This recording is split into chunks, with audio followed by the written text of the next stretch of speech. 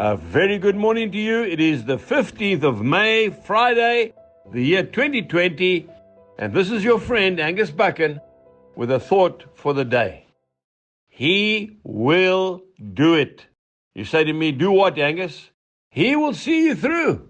He will make a way for you where there seems to be no way. If we look at the Gospel of Matthew, chapter 11, and from verse 28 in the New King James Version, this is what it says.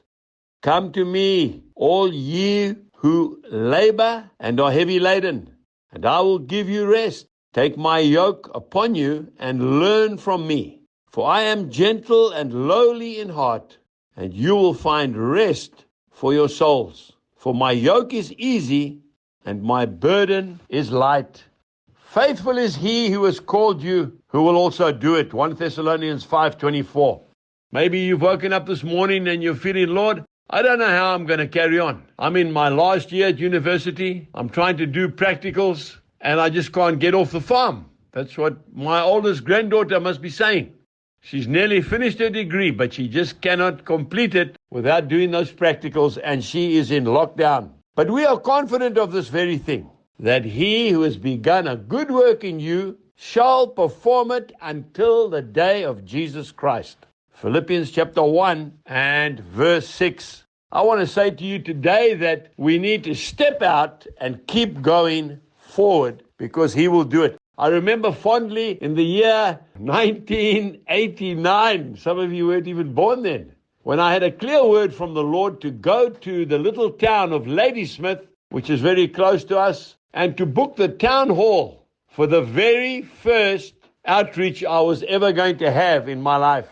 I was so nervous. I said goodbye to Jill and the children in the morning. I took a flask of coffee. In my pickup, I still had my farm clothes on, and off I drove on my own with the Holy Spirit to that town. On the way in, there's a long road that goes into Ladysmith coming from the Harrismith side.